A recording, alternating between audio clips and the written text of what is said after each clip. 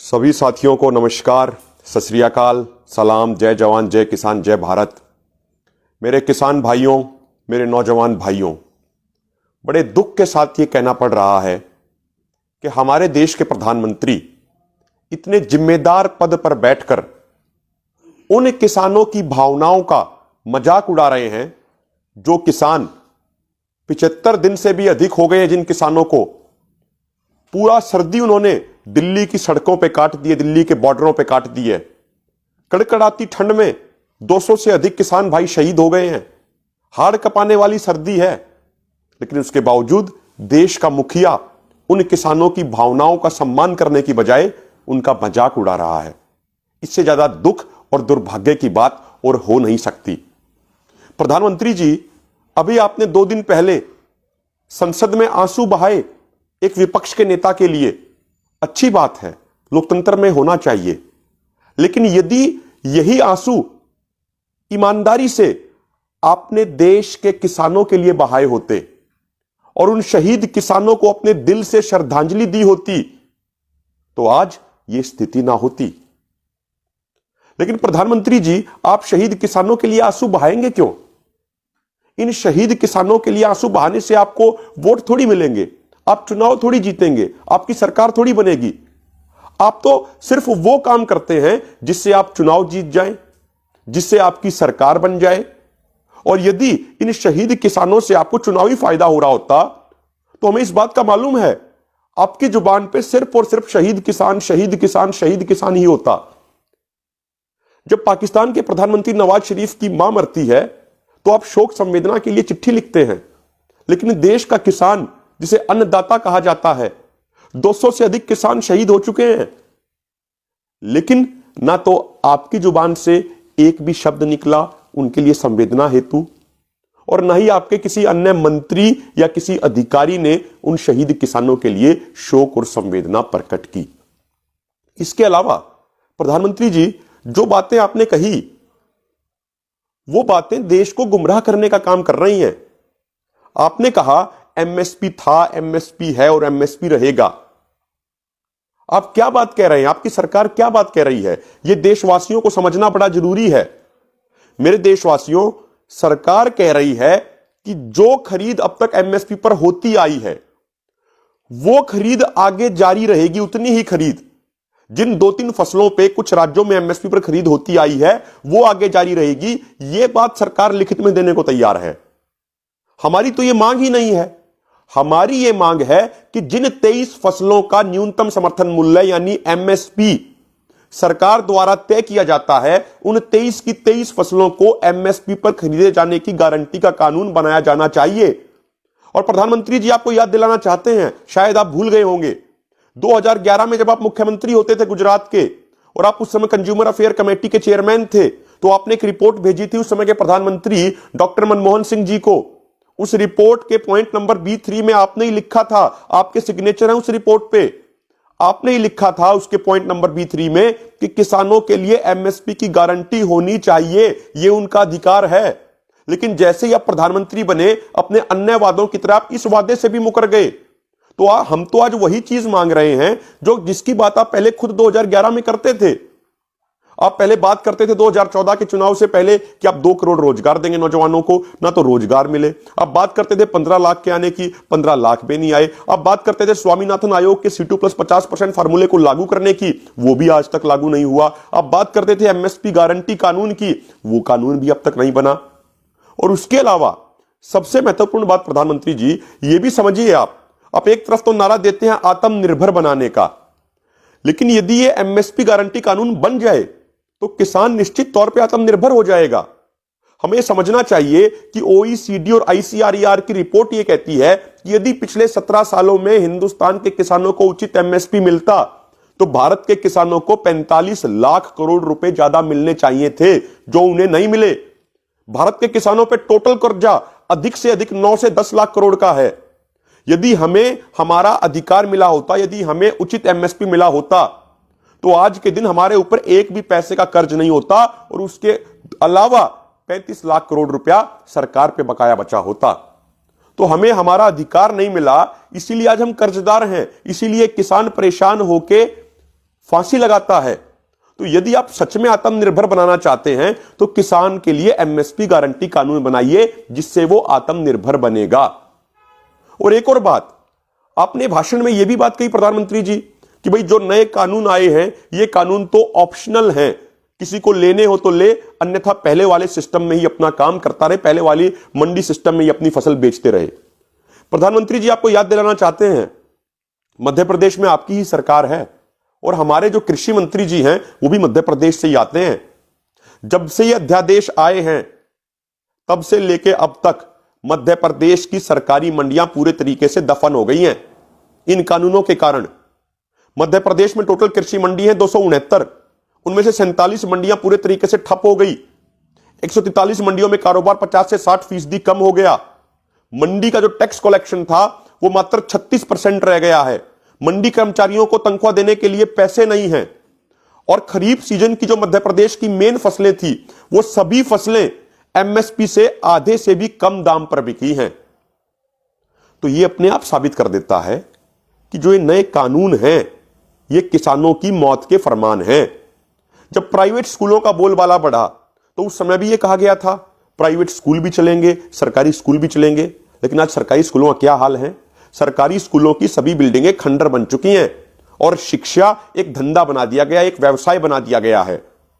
बात करें हम हॉस्पिटलों की, जब प्राइवेट हॉस्पिटलों का चलन बढ़ा तो ये कहा गया था सरकारी हॉस्पिटल भी काम करेंगे, प्राइवेट हॉस्पिटल भी काम करेंगे, लेकिन सरकारी हॉस्पिटलों का हाल क्या है पूरा देश जानता है।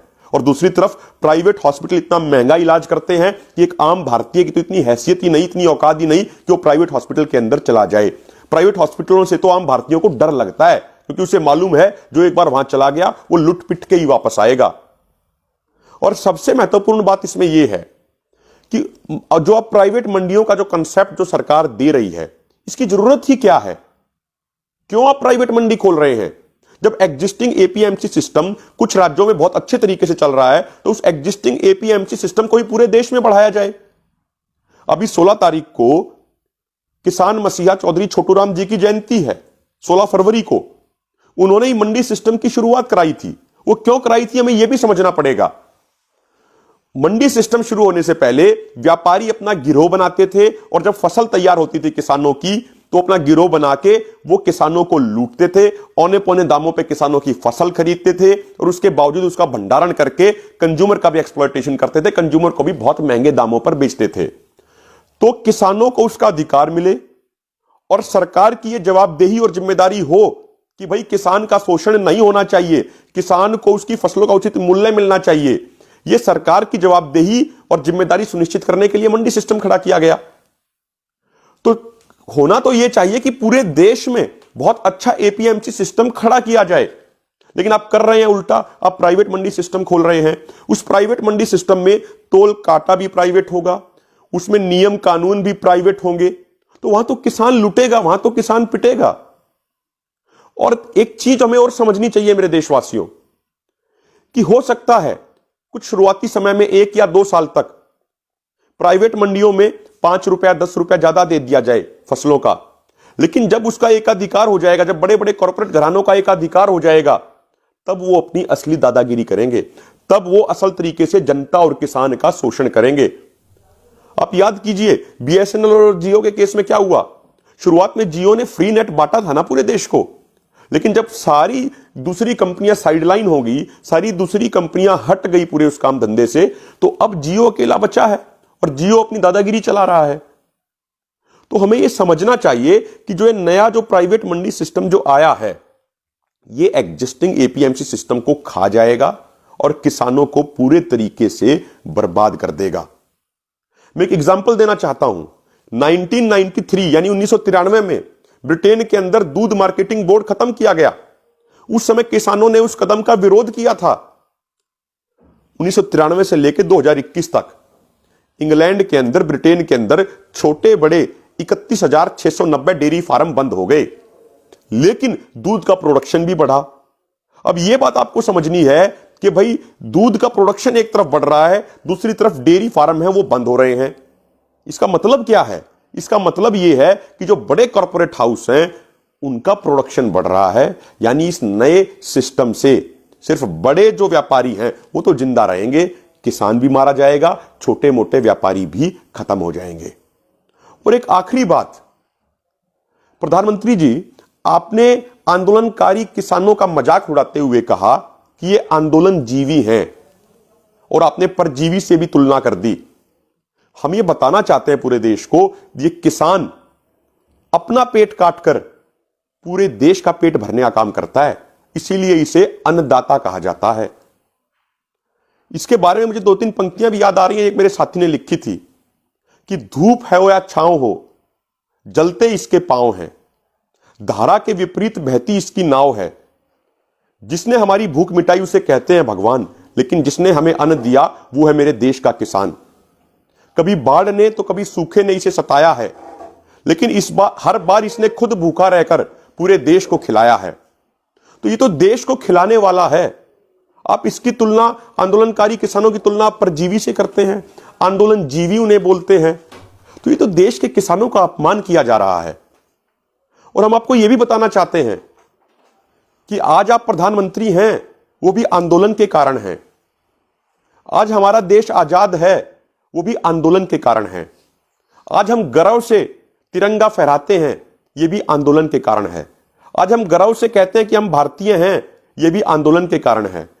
और आप जिस माटी से आते हैं, जिस गुजरात की माटी से आते हैं, उससे भी बड़े बड़े आंदोलनकारी दिए हैं, सरदार पटेल दिए हैं, महात्मा गांधी दिए हैं। जब 2 दिन पहले आपने आंदोलनकारी किसानों का मजाक उड़ाया तो निश्चित तौर पे सरदार पटेल और महात्मा गांधी जी की आत्मा बहुत दुखी हुई होगी कि भाई गुजरात की माटी से जो पैदा हुए वही आज आंदोलनकारियों का मजाक उड़ा रहे हैं। आजादी के आंदोलन में हजारों लाखों नौजवानों ने, शहीद आजम भगत सिंह जो आज भी युवाओं के लिए आइकॉन है, युवाओं के लिए प्रेरणा के स्रोत हैं, चंद्रशेखर आजाद, सुखदेव, राजगुरु, बटुकेश्वर दत्त, अशफाक उल्लाह खान, कितने नौजवानों ने, लाखों नौजवानों ने, करतार सिंह सराबा, इन लोगों ने अपनी शहादत दी थी उस आंदोलन में। उसी के बाद देश आजाद हुआ था।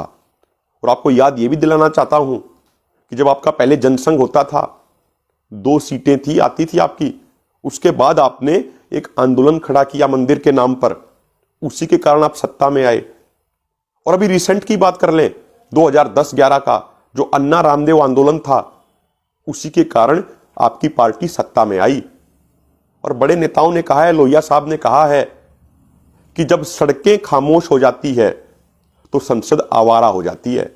तो आज जो ये किसान आंदोलन कर रहा है, ये साबित कर रहा है कि किसान समाज एक जिंदा कौम है, हमारा लोकतंत्र अभी भी जिंदा है।